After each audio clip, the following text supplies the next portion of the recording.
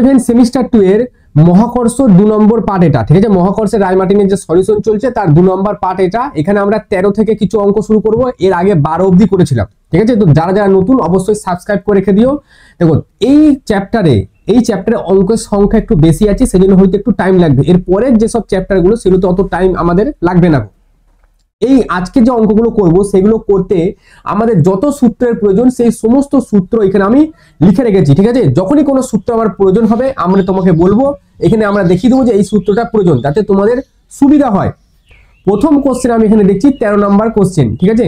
প্রথম কোশ্চেন আমাদের হচ্ছে 13 নম্বর কোশ্চেন, যেখানে বলেছে কোনো কারণে পৃথিবীর আবর্তন বন্ধ হয়ে গেলে নিরক্ষরেখায় অবস্থিত কোনো বস্তুর ওজনের শতকরার পরিবর্তন নির্ণয় করো। আচ্ছা, ঘূর্ণনের জন্য যে আমাদের অভিকর্ষ ত্বরণ হয় জি ড্যাশ সমান, সেটা হয় জি ড্যাশ সমান G minus omega square R cos alpha, sorry cos square theta বা কস স্কোয়ার ল্যামডা হয়। এখানে ওজনের কথা বলছে, আমি এটা কি করব, এটা করব ডাব্লু ড্যাশ সমান W minus M omega square R cos square alpha cos square theta. আমি জাস্ট এম দিয়ে গুণ করেছি সেজন্য ডাব্লু এসছে, যেহেতু ডাব্লু সমান এম জি, ঠিক আছে। এবার ওমেগা এখানে 0 হয়ে যাবে আর থিটা এখানে 0 ডিগ্রি হয়ে যাবে, ঠিক আছে, কারণ এখানে নিরক্ষরেখা বলছে। তাহলে দাঁড়াচ্ছে যেটা ডাব্লু ড্যাশ সমান ডাব্লু, তার মানে এখানে যদি আমি আরেকটা লাইন এখানে করি তাহলে ডাব্লু ড্যাশ সমান W minus M omega square R, ঠিক আছে, এম ওমেগা স্কোয়ার আর। তাহলে আমি এখান থেকে যদি ওমেগার জায়গায় এবার 0 বসাই তাহলে ডাব্লু ড্যাশ সমান ডাব্লু। এর মানে কি, এর মানে ওজনটা বেড়েছে। কতটা বেড়েছে, ওজনের পরিবর্তন যদি জানতে চাই, ওজনের পরিবর্তন যদি জানতে চাওয়া হয়, ওজনের পরিবর্তন, ঠিক আছে, ওজনের পরিবর্তন যেটা আমি ডেল্টা ডাব্লিউ দিয়ে লিখবো সেটা হচ্ছে এম ওমেগা স্কোয়ার আর। স্যার এটা কি করে হলো, দেখো ধরো 10 থেকে x সমান, আমি ধরলাম x সমান 10 প্লাস 3, ঠিক আছে, কত হলো 13। কত বাড়লো, 3 বাড়লো, মানে যে এটা বাড়লো 3 বাড়লো। সেম আমি যদি এখানে করি 10 মাইনাস 3 তাহলে কত হবে 7, কমে গেল। কত কমলো, 3 কমলো স্যার, ঠিক আছে। তাহলে এখানে যদি পরিবর্তন কত হলো 3 এর, দেখো x সমান 10 প্লাস 3 মানে 13 হলো, ছিল 10 আমি 3 যোগ করেছি যে 13 হলো, বাড়লো কত 3। এবার সেরকমই x থেকে ধরো এখানে 10 ছিল আমি 3 বাদ দিয়েছি দিয়ে 7 হয়েছে, ঠিক এরকম তো এটাতেও হয়েছে যে জি ড্যাশ সমান জি মাইনাস সামথিং দিয়ে ডাব্লু এসছে, ধরো কোন একটা এখানে 3 এর জায়গায় ধরো ডাব্লু যা এসছে, ঠিক আছে। এবার তাহলে এই এম ওমেগা স্কোয়ার যেটা আছে এই পরিমাণই তো বেড়েছে বা কমেছে, তাই না। যেটা যোগ হয়েছে বা যেটা বিয়োগ হয়েছে সেটাই বেড়েছে বা কমেছে, সেই জন্য ওজনের পরিবর্তনটা আমরা ডাব্লু নিলাম। এবার শতকরা পরিবর্তন যখন হবে তখন নিচেই থাকবে অরিজিনাল, যেটা আমি ডাব্লু ড্যাশ লিখতে পারি, ঠিক আছে, যেটা আমি ডাব্লু ড্যাশ লিখতে পারি। আর উপরে আমাদের যে পরিবর্তন ডেল্টা ডাব্লু ইন্টু 100% এটা হয়। আচ্ছা, এবার এই ডাব্লু ড্যাশ মানে কত, ডেল্টা ডাব্লু মানে এম ওমেগা স্কোয়ার আর, ঠিক আছে। এবার এই যে ডাব্লুটা আছে এই ডাব্লু ড্যাশের জায়গায় আমি এই উপরের লাইনটা বসাচ্ছি, ঠিক আছে, কারণ এম কেটে যাবে, জায়গা বেশি নেই, সেজন্য আমি ডাইরেক্ট করছি এখানে। আর এই এমটা লেখার এখানে দরকার নাই, ঠিক আছে। এই এমটা আমি যদি না লিখে আমি শুধু এখানে ওমেগা স্কোয়ার আর আর লিখবো। আমি এইদিকে একটু করে দিচ্ছি, ঠিক আছে, এক লাইন করে দিচ্ছি তাহলে তোমরা বুঝতে পারবে না। দেখো ডেল্টা ডাব্লু বাই ডাব্লু, ঠিক আছে, ডেল্টা ডাব্লু সমান কি আছে এখানে দেখো এম ওমেগা স্কোয়ার আর আছে, আমি এম ওমেগা স্কোয়ার আর লিখলাম। আর এখানে ডাব্লু সমান সরি এটা ডাব্লু ড্যাশ হবে, ঠিক আছে, হ্যাঁ ডাব্লু ড্যাশ সমান এটা হবে W minus M omega square R, এটা আসবে। এবার এখানে এম জি যদি বসায় তাহলে এম কমন যাবে, এটাও করে দিচ্ছি এম ওমেগা স্কোয়ার আর, ঠিক আছে, ডাব্লু সমান এম জি, জি ব্র্যাকেটে এমটা কমন নিলাম তাহলে মাইনাস ওমেগা স্কোয়ার আর থাকলো, তাহলে এম আর এম কেটে গিয়ে ওমেগা স্কোয়ার আর, আর এখানে জি মাইনাস ওমেগা স্কোয়ার আর এখানে থাকলো জি মাইনাস ওমেগা স্কোয়ার আর ইন্টু 100%, ঠিক আছে। এদিকটা আমি মুছে দিচ্ছি, এদিকটা আমার কোনো প্রয়োজন নাই, ঠিক আছে। তো কতটা পরিবর্তন কতটা হলো বুঝতে পারলে, পরিবর্তন কি করে হলো, এই এম ওমেগা স্কোয়ারটা কি করে হলো, ঠিক আছে, কারণ এই পরিমাণ দেখো আর নেই, এই পাশে দেখো এই জিনিসটা নেই, তার মানে এতটা কমেছে বা বেড়েছে, পরিবর্তন হয়েছে এক কথায়। আচ্ছা, তারপরে এইখানে আমরা কি করতে পারি, ওমেগা স্কোয়ার মানটা বসাতে পারি। ওমেগার মান কত হয়, ওমেগা সমান হয় 2π/t, ঠিক আছে। আচ্ছা, এই উপরের এই যে উদাহরণ দিচ্ছি এগুলো মুছে দিলাম, ঠিক আছে, এগুলো কারণ জায়গা আমার কম আছে, একটু জায়গা লাগবে অঙ্কটার ক্ষেত্রে। তাহলে ডাব্লু সমান হয় 2π/t, টি আমি এখানে নেবো রেডিয়ানে, ঠিক আছে। এটা আমি ডাইরেক্ট লিখবো 2π/86,400, তাহলে এটা চলে আসবে আমার রেডিয়ান পার সেকেন্ডে। এর মানটা কত আসছে ক্যালকুলেটর একটু দেখে নিচ্ছি। এটা আসবে 2π, ফার্স্ট ব্র্যাকেট দিলাম 2 ইন্টু পাই, 2π যদি করা হয়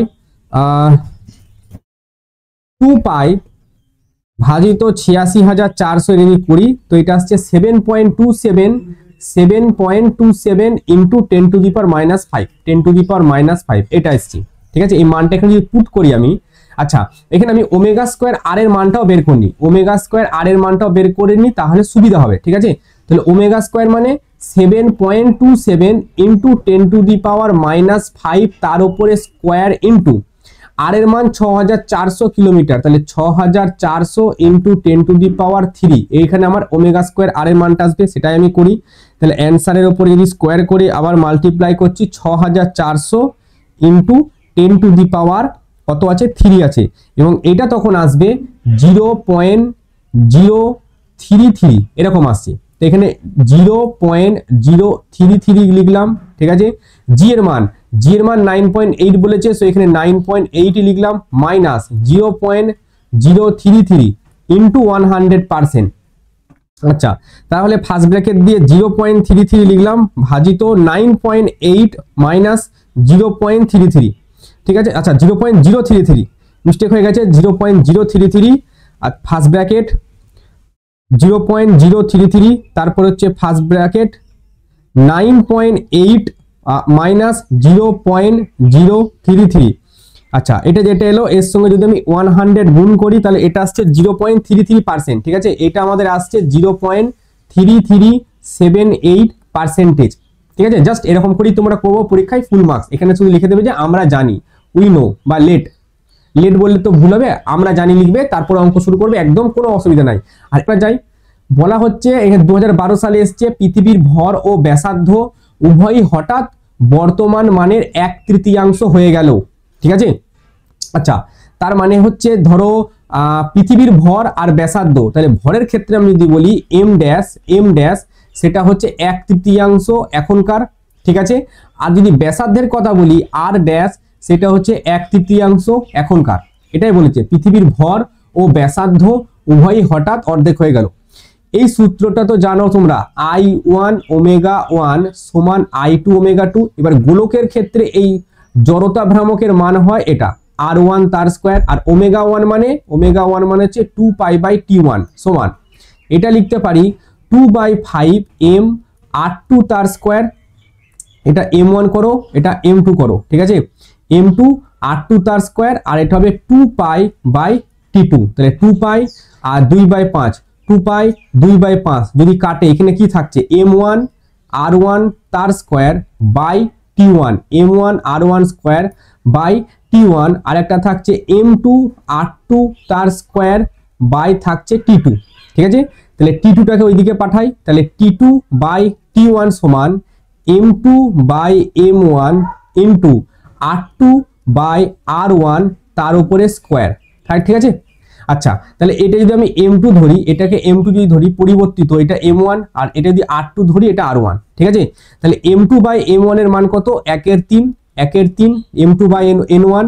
আচ্ছা আর R2/R1 এর মান যদি এখানে করি তাহলে 3 স্কোয়ার যাবে, তার মানে এটা যাবে 1/9। আচ্ছা এবার T2 সমান এখনকার দিন হয় 24 ঘন্টায়, তাহলে 24 আর 3 9 হচ্ছে 27, তাহলে 24/27 যদি আমি করি 24 ভাজিত 27 এটা আসছে 0.88 এত হাওয়ার অ্যান্সার আসছে, এবং এটা অ্যান্সার আছে। চলো পরবর্তী কোশ্চেন আমরা দেখি। পরবর্তী কোশ্চেন বলা হচ্ছে কোন গভীরতায় অভিকর্ষ ত্বরণের মান ভূপৃষ্ঠ অভিকর্ষ ত্বরণের মানে 25% হয়। এখানে আগে গভীরতার সূত্রটা আমরা দেখি আসো। আচ্ছা গভীরতার ক্ষেত্রে সূত্র এই সূত্রটা, গভীরতার ক্ষেত্রে কি আছে, ভূপৃষ্ঠ থেকে ডি গভীরতায় অভিকর্ষজ ত্বরণ জি ড্যাশ কি আছে G1 - D/R। আসো এটা প্রয়োগ করি এখানে, তাহলে গভীরতার ক্ষেত্রে জি ড্যাশ সমান G1 - D/R, ঠিক আছে। কোন গভীরতায় জানতে চেয়েছে, মানে আমাকে ডি জানতে চেয়েছে। আচ্ছা, জি ড্যাশটা কি বলেছে, কোন গভীরতায় কোন অভিকর্ষজ ত্বরণের মান ভূপৃষ্ঠের অভিকর্ষজ ত্বরণের 25%। ভূপৃষ্ঠের অভিকর্ষজ ত্বরণ জি, এর 25% মানে 25/100, তার মানে এটা আসবে g/4। তাহলে জি ড্যাশ সমান বসাও, g/4 সমান g1 মাইনাস d/r হলো। জি যদি কাটে এদিকে থাকছে 1/4 সমান 1 মাইনাস d/r। d/rটাকে বাঁ দিকে যদি পাঠায় তাহলে d/r বাঁ দিকে যাচ্ছে, আর 1/4টা যদি ডান দিকে চলে আসে তাহলে এটা হলো 3/4। তাহলে d সমান আমাদের আসছে 3r/4, এবং এটাই দেখো এখানে অ্যান্সার আছে। ওকে, কোনো অসুবিধা আছে অবশ্যই কমেন্টে বলো। তাহলে 15 দাগের হলো। 16 দাগের কোশ্চেন আমরা আসি। আচ্ছা, পৃথিবীর কক্ষপথ দ্বারা আবদ্ধ ক্ষেত্রফল, সীমাবদ্ধ ক্ষেত্রফল। আচ্ছা, কৌণিক ভরবেগ সূত্র, এখানে হচ্ছে আমরা কেপলারের দ্বিতীয় সূত্র, এখানে আমি লিখে রেখেছি, যদি না লিখে রাখি তাই বলে দিচ্ছি। আচ্ছা, কেপলারের দ্বিতীয় সূত্রটা হচ্ছে dA/dt, এটা সমান হয় ধ্রুবক। ঠিক আছে, dA/dtটা হয় ধ্রুবক, বা এটা হয় L/2m। এটা হচ্ছে এখানে এরিয়া, ঠিক আছে, এটা হচ্ছে এরিয়া, আর এলটা হচ্ছে ভরবেগ।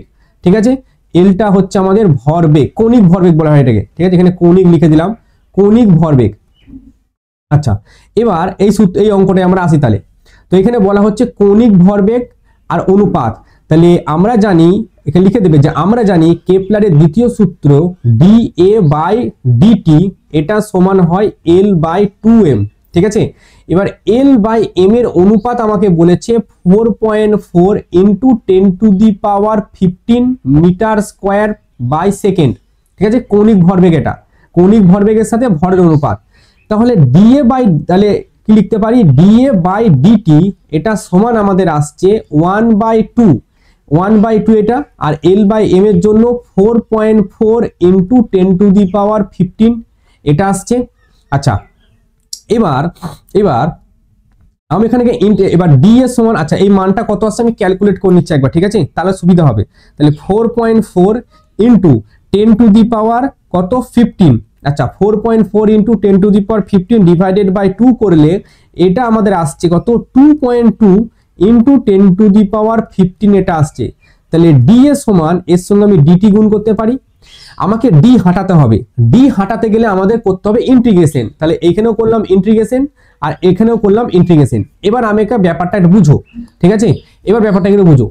এইটা ধরো পৃথিবীর চারিদিকে, বা ওই যে গ্রহটা সূর্য সাপেক্ষে পৃথিবী বলেছে, এইখানে আমাদের সান আছে, মাঝে আমাদের সান আছে এই জায়গায়। ঠিক আছে, তো কোনো এক মুহূর্তে এইখান থেকে এত দূর, মানে এই যে t=0 যখন ছিল, t=0 সময় এই জায়গাতে ছিল, এবং t=t সময়ে এই জায়গাতে এসছে, t=t। ঠিক আছে, তাহলে এই যে মাঝের যে ক্ষেত্রফল, এই ক্ষেত্রফলটা আমাদের বের করতে বলেছে। ঠিক আছে, তো t যখন 0 ছিল তখন তো কোনো ক্ষেত্রফলই ছিল না, t=t তে ক্ষেত্রফল হয়েছে, তার মানে t এর জায়গায় আমি 0 বসাচ্ছি এইখানে। আচ্ছা, t এর যখন 0 ছিল, এও তো তখন 0 ছিল। t যখন t তে গেছে, সময় যখন t তে গেছে, যখন সময় 0 তখন কোনো ক্ষেত্রফল নেই, a0। যখন সময় t তে গেছে তখন ক্ষেত্রফল হয়েছে a। তাহলে d এর ইন্টিগ্রেশন করলে এটা আসবে a, আর এইখানে আসবে শুধু t। আচ্ছা, এই টিটা বড় হাতের টি হবে। ঠিক আছে, এই টিটা আমি লিখছি বড় হাতের টি, এই টিটা বড় হাতের টি, বড় হাতের টি। ঠিক আছে, তো এটা আসছে আমাদের 2.2 ইন্টু 10⁻15, 2.2 ইন্টু 10⁻15 ইন্টু এখানে যে এই যে এখানে আছে টিটা আছে, এই টিটা কি, এটা হচ্ছে বছর। ঠিক আছে, বছর। ঠিক আছে, টিটা, তাহলে 1 বছর মানে হচ্ছে 365 দিন। ঠিক আছে, এবার এটাকে সেকেন্ডে আনতে হবে, কারণ দেখো এখানে সেকেন্ডে আছে। ঠিক আছে, সবকিছু। তাহলে একদিন মানে হয় 86,400 সেকেন্ড, তাহলে 365 দিন মানে 86,400 দিয়ে ওটাকে গুণ করতে হবে। এবার এটা যদি ক্যালকুলেট আমরা করি, ঠিক আছে, 2.2 ইন্টু 10⁻15 ইন্টু 365 ইন্টু 86,400 যদি আমরা এটা করি, তো এটার অ্যান্সার আসছে 6.93 ইন্টু 10⁻22। আর এটা ক্ষেত্রফল, ক্ষেত্রফলের একক হয় মিটার স্কোয়ার, এবং দেখো এটা অ্যান্সার আছে। ঠিক আছে, আচ্ছা, অনেক জায়গায় দেখবে এখানে ডাইরেক্ট এই ইন্টিগ্রেশনটা না করে ডাইরেক্ট এই লাইনে আসছে। ঠিক আছে, তোমাকে ইন্টিগ্রেশনটা করেই যেতে হবে। ঠিক আছে, কারণ স্যারকে বোঝাতে হবে যে এই ডি এ থেকে তুমি এটা কি করে এলো, ডি কোথায় গেল, কি করে হারালো, ঠিক আছে। তো একটা লাইন ইন্টিগ্রেশন করে দেবে এখানে, আর অবশ্যই লিমিট বসাবে, লিমিট না বসালে এখানে আবার প্লাস সি চলে আসে, ঠিক আছে। কোশ্চেন এখানে বলা হচ্ছে উপগ্রহের গতিবেগ নির্ণয় করো। আচ্ছা, উপগ্রহের গতিবেগের ক্ষেত্রে সূত্রতে আমরা দেখি কোনো সূত্র আছে কি উপগ্রহের গতিবেগের জন্য। আচ্ছা, এখানে দেখো উপগ্রহের গতি এই যে এই কোশ্চেনটা, ঠিক আছে। কক্ষপথে উপগ্রহের আবর্তনের গতি ভি সমান জি এম ছোট হাতের আর, ঠিক আছে, জি এম ছোট হাতের আর রুট আন্ডার জি এম ছোট হাতের আর, ঠিক আছে। তাহলে গতি সমান এটা লিখতে পারি জি বড় হাতের এম ছোট হাতের আর। পৃথিবী পৃষ্ঠ থেকে 300 কিলোমিটার ঊর্ধ্বে একটি কৃত্রিম উপগ্রহ বৃত্তাকার পথে পৃথিবী পরিভ্রমণ করছে। তার মানে এইটা যদি পৃথিবী হয়, ঠিক আছে, এটা ধরো পৃথিবী হয়, তো পৃথিবীর চারিদিকে সে এরকম একটা বৃত্তাকার পথে ঘুরছে, ঠিক আছে, এরকম একটা বৃত্তাকার পথে ঘুরছে। পৃথিবীর ব্যাসার্ধ এইখান থেকে এই যে ব্যাসার্ধটা আছে এটা হচ্ছে আর, এর পরেও ও সে আরো 300 কিলোমিটার ডিস্টেন্সে আছে, 300 কিলোমিটার, ঠিক আছে। আচ্ছা, পুরো ডিস্টেন্সটা হচ্ছে ছোট হাতের আর, এইখান থেকে এই যে পুরো ডিস্টেন্সটা সেটা ছোট হাতের আর, তাহলে আর সমান বড় হাতের আর ইন্টু 300। বড় হাতের আর মানে 6400 পৃথিবীর ব্যাসার্ধ, তাহলে এটা হবে 6400 প্লাস 300 দিয়ে এটা হবে আমাদের 6700, ঠিক আছে, 6700 কিলোমিটার। আচ্ছা, তাহলে এই যে জি, এই জি, আচ্ছা এখানে ছোট হাতে জি সমান এটা লেখা যায় তো জি এম বাই আর তার স্কোয়ার, এটা তো আমরা লিখি, ঠিক আছে, G M by R square. তাহলে এখানে যে জি এম আছে এর জায়গায় জি আর স্কোয়ার বসাতে পারি আমরা, তাহলে এখানে বসাবো জি আর তার স্কোয়ার, আর নিচে এই আরটা মানে হচ্ছে এই জায়গা থেকে এই জায়গার দূরত্ব যেটা হচ্ছে আর প্লাস এইচ। এত দূর অবধি ঠিক আছে, আশা করি বোঝা গেছে। কি করব এবার আমরা একে একে মান বসাবো, ঠিক আছে। এইখানে যে 4.8 আছে এটা যদি বসাও তাহলে উত্তর আসবে না, ঠিক আছে, এটা 9.8 বসবে, 9.8। আর এর মান হচ্ছে 6400 ইন্টু 10 টু দি পাওয়ার 3 তার স্কোয়ার, ঠিক আছে। আর আর প্লাস এইচ মানে হচ্ছে 6700 ইন্টু 10 টু দি পাওয়ার 3, এই যে 6700 কিলোমিটার থেকে আমি মিটারে করেছি। আচ্ছা, এবার এটা ক্যালকুলেট করে দেখা যাক কত আসে, ঠিক আছে। তো এখানে আসছি 9.8, কত আসছে 9.8 ইন্টু 6400 ইন্টু আচ্ছা 10 টু দি পাওয়ার 3 তার উপরে স্কোয়ার, ঠিক আছে, ভাজিত দিয়ে ফার্স্ট ব্র্যাকেট যদি দেওয়া হয় 6700 ইন্টু 10 টু দি পাওয়ার 3, তো এটা আসছে সামথিং, আচ্ছা রুটের ভেতরে আবার একবার অ্যান্সার যদি দেওয়া হয় তো এটা আসছে 7740.2। আচ্ছা আচ্ছা, এত আসছে কিলোমিটার, সরি এটা মিটারে আসছে, ঠিক আছে, এটা মিটার পার সেকেন্ডে আসছে, ঠিক আছে, ভি। তার মানে একে যদি আমি 1000 দিয়ে ভাগ করি এটা মোটামুটি 7.74 কিলোমিটার পার সেকেন্ড আসছে, যেটা এখানে আসছে, অসুবিধা নেই, কোনো অসুবিধা নেই। আবর্তনকাল দেখো, আবর্তনকাল টি সমান হয় 2 পাই আর বাই ভি হয়, ঠিক আছে। তাহলে 2 পাই তো 2 পাই রইলো, ঠিক আছে, আর মানে পুরো ডিস্টেন্স যেটা হচ্ছে 6700 ইন্টু 10 টু দি পাওয়ার 3। তাহলে ভি কত, ভি সব আমি এখানে কিসে বসাচ্ছি মিটারে, তাহলে 7740.2 এটা বসাই, কত আসছে দেখা যাক। তাহলে 2 পাই, ঠিক আছে, 2 pi into 6700 into 10 to the power 3 ভাজিত 7740.2, এটা করলে আমাদের আসছে 5438, এটা করলে আসছে 5438.7, ঠিক আছে। আমরা যেতেগুলো এটা এসছে সেকেন্ডে, এটা যদি হাওয়ারে নিতে চাই তাহলে এটাকে আমার ভাগ করতে হবে 3600 দিয়ে, কারণ 1 ঘন্টা সমান 3600 সেকেন্ড, 3600 সেকেন্ডে ভাগ করলে এটা আসছে 1.51 হাওয়ার, ঠিক আছে। তার মানে 1 ঘন্টা আসছে, প্লাস এই 51টাকে যদি আমি 0.51 যেটা আছে এটাকে যদি আমি সেকেন্ডে কনভার্ট করতে চাই বা মিনিটে কনভার্ট করতে চাই তাহলে এর সঙ্গে আমাকে 60 গুণ করতে হবে। তাহলে 51কে যদি আমি 60 দিয়ে গুণ করি তাহলে এটা আচ্ছা 0.51, 0.51কে যদি আমি 60 দিয়ে গুণ করি এটা আসছে 30.6 এরকম আসছে, ঠিক আছে। তার মানে এখানে যেটা আসছে অ্যান্সার সেটা আসছে 1 আওয়ার and 30.6 মিনিট আসছে, ঠিক আছে, এটাই আমাদের অ্যান্সার আসছে। এবং এটা দেখো হুবহু সেম একই অ্যান্সারে কিন্তু এখানে দেওয়া আছে। পরবর্তী কোশ্চেন আমরা যাই, তাহলে যদি কোনো কোশ্চেনে অসুবিধা থাকে অবশ্যই আমাকে টেলিগ্রামে জানিয়ে দিও বা কমেন্ট সেকশনে জানিয়ে দিও, আমি তোমার প্রবলেম সলিউশন করার দায়িত্ব নিয়ে নেবো, ঠিক আছে।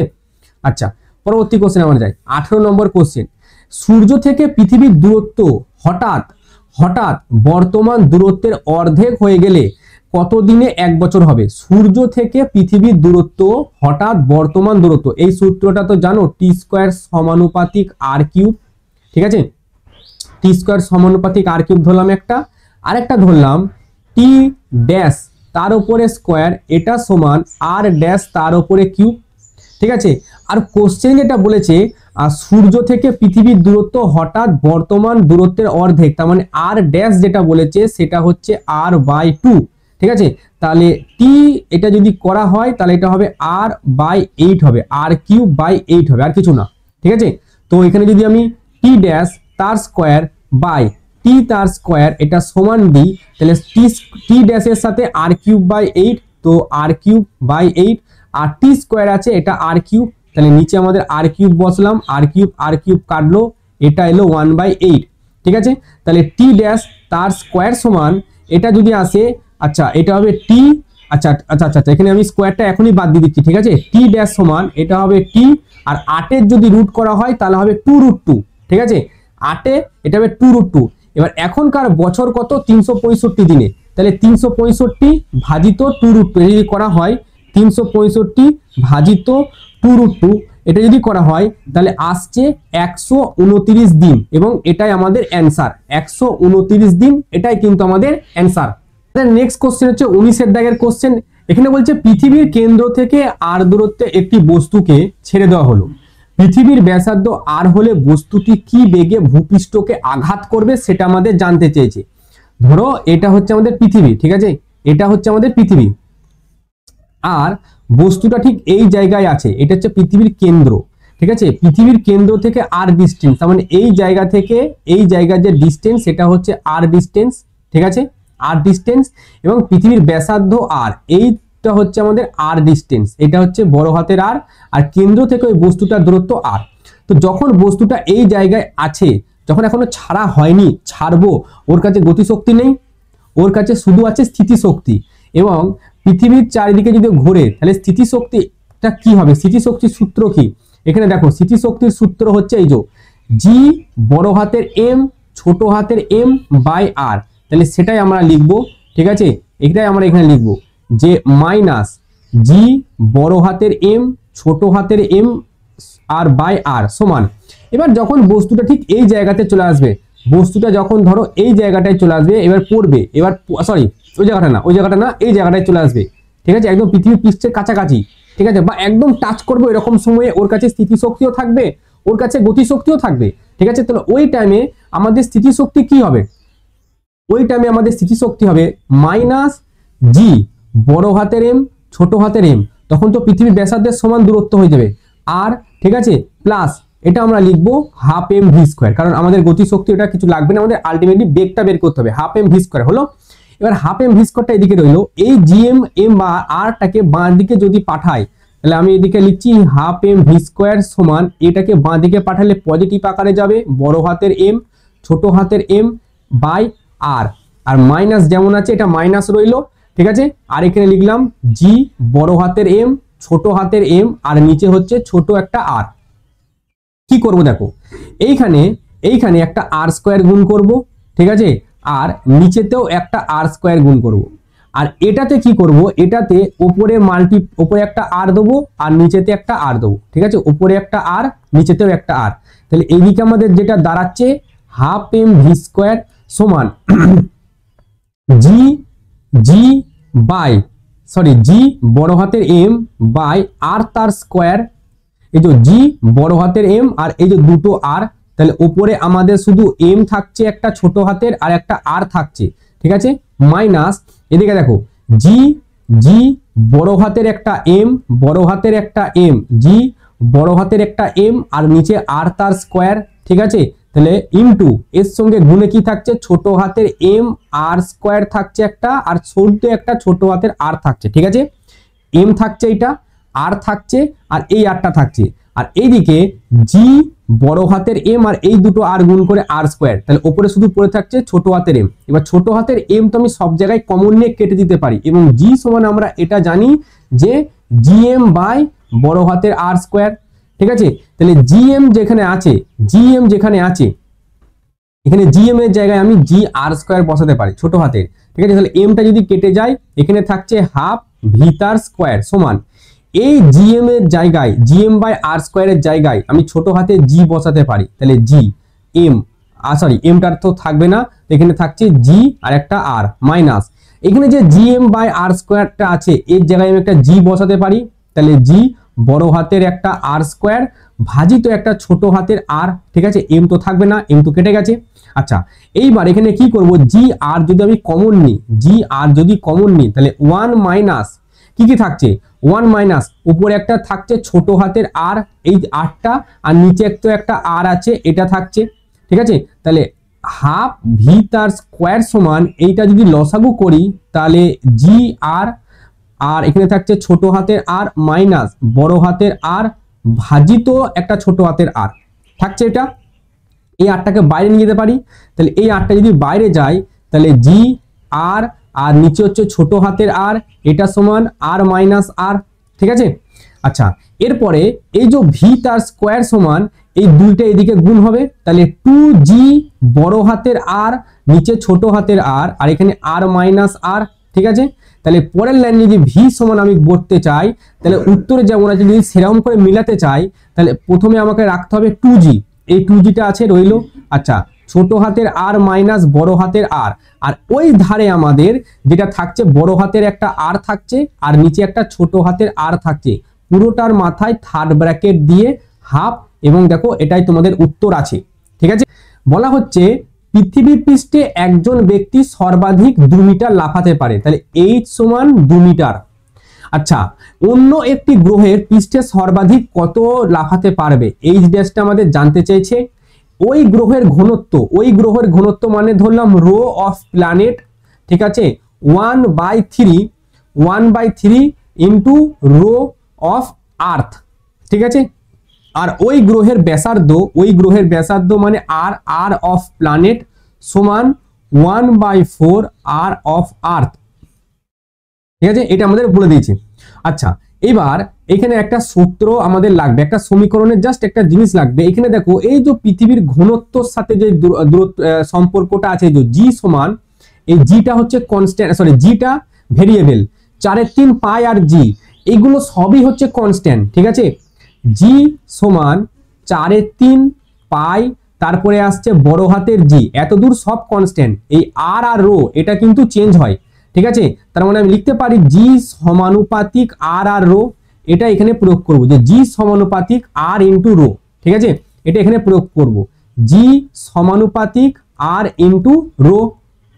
আচ্ছা, তাহলে এবার জি, আচ্ছা এটা হচ্ছে আমাদের এই পৃথিবীতে। ঠিক আছে, এটা হচ্ছে ধরো ওই পৃথিবীতে না, এটা প্রথমে প্ল্যানেট দিলাম জি প্ল্যানেট বাই জি আর্থ। ঠিক আছে, সমানুপাতিক যেহেতু আছে প্ল্যানেট তার মানে এটা হচ্ছে আর অফ প্ল্যানেট। ঠিক আছে, আর rho of planet R of Earth, আর একটা হচ্ছে রো অফ আর্থ। এবার R of planet by R of Earth, এটা দেখো 1/4 আছে এইখানে।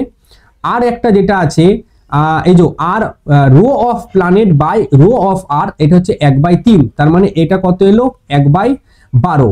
তাহলে জি অফ প্ল্যানেট যেটা এলো, আচ্ছা জি অফ আর্থ ভাজিত 12 এটা এসছে। এবার যে বস্তুটা মাটিতে আছে, স্থির অবস্থায় দাঁড়িয়ে আছে, তার কাছে কি গতিশক্তি থাকবে? না, গতিশক্তি থাকবে না, শুধু স্থিতিশক্তি থাকবে। সে যখন এবার লাফ দেবে তার কাছে যে গতিটা এলো সেই গতিটা কোথা থেকে এলো? ওই স্থিতিশক্তিটাই গতিশক্তিতে কনভার্ট হয়ে গেল।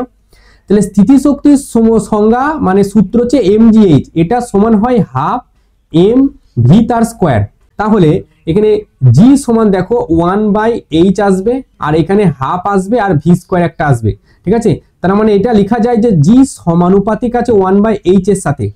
ঠিক আছে, জি সমানুপাতিক আছে 1/h এর সাথে। তাহলে আমি যদি এটাও হতে পারে যে জি সমানুপাতিক 1/g। ঠিক আছে, এইচ সমানুপাতিক 1/g। এবার দেখো তাহলে এইচ অফ কি জানতে চাইছে? কতটা উচ্চতা, তাহলে H of planet by H of Earth এটা সমান G of Earth by G of planet. ঠিক আছে, এবার এবার দেখো এইখানে G of planet by G of Earth আছে, সেটা হচ্ছে এটা যদি তার মানে এখানে যদি এক লাইন করি যে G of planet by G of Earth এটা সমান আছে 1/12, কিন্তু এখানে তার উল্টোটা আছে, তার মানে ওপরে যাবে 12টা। ঠিক আছে, তাহলে এইচ অফ প্ল্যানেট সমান হাইট অফ আর্থ, আর্থে কত লাফাতে পারছে 2, ঠিক আছে, আর এটা হচ্ছে 12, তাহলে 12 দুগুণে হচ্ছে 24 এবং 24 আমাদের অ্যান্সার আছে। পরবর্তী কোশ্চেন আমরা দেখি 21 নাম্বার কোশ্চেন। ঠিক আছে, একটি এম ভরের কৃত্রিম উপগ্রহ 2r ব্যাসার্ধের কক্ষপথে পৃথিবীর চারিদিকে ঘুরছে। তার মানে এইটা ধরো একটা, এটা হচ্ছে পৃথিবী, ঠিক আছে, এর চারিদিকে ধরো একটা গ্রহ ঘুরছে, এটা হচ্ছে তার কক্ষপথ এটা। ঠিক আছে, এইখান থেকে এই যে ডিস্টেন্সটা এটা বলা হচ্ছে 2r। ঠিক আছে, এটা বলা হচ্ছে 2r। ওই গ্রহটিকে 4r ব্যাসার্ধের কক্ষপথ, 4r মানে ধরো এইটা হচ্ছে 4r, ঠিক আছে, তাহলে এইখান থেকে এই ডিস্টেন্সটা হচ্ছে আমাদের 4r। তাহলে কি পরিমাণ কার্য করতে হবে, এ ঘুরছে তার মানে কি একটা গ্রহ, একটা উপগ্রহ কোন একটা গ্রহের চারিদিকে ঘুরছে, মানে তার কাছে মোট শক্তি আছে। ঠিক আছে, প্রথমকার যে কোথায় গেল 2r ব্যাসার্ধের জন্য যদি E1 টোটাল শক্তি হয়, টোটাল এনার্জির যে আমাদের ফর্মুলা সেটা যদি এখানে আসো, এখানে দেখো যে টোটাল শক্তির ফর্মুলা কে দেখো, মোট শক্তি কি হচ্ছে মাইনাস জি বড় হাতের এম ইন্টু ছোট হাতের এম বাই 2r। ঠিক আছে, বাই 2r আছে। ঠিক আছে, এবং এটাই আমরা লিখব, এখানে আমরা এটাই ব্যবহার করব যে জি মাইনাস জি বড় হাতের এম ইন্টু ছোট হাতের এম বাই 2। এবার আর মানে হচ্ছে কতটা ডিস্টেন্সে সে আছে, 2r ডিস্টেন্সে আছে, তার মানে ইন্টু 2 ইন্টু আর। ওকে, তার মানে এটা দাঁড়াচ্ছে জি বড় হাতের এম ছোট হাতের এম বাই 4r, কিন্তু আগে একটা মাইনাস আছে। E2 ক্ষেত্রে আমি বলি E2টা হচ্ছে যে এবার 2 থেকে 4-এ গেছে, তার মানে টোটাল কত, এবার টোটাল ডিস্টেন্স হচ্ছে 4r, তার মানে মাইনাস জি বড় হাতের এম ছোট হাতের এম 2 ইন্টু 4r করবো, তার মানে এটা আসবে 8r।